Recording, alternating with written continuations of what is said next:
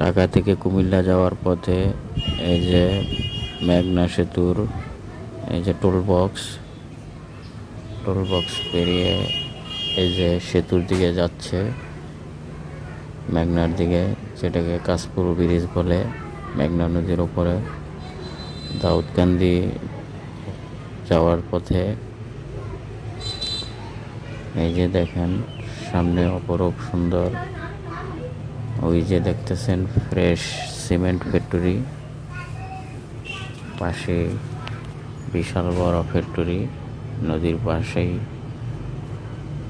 ওই যে fresh cement factory.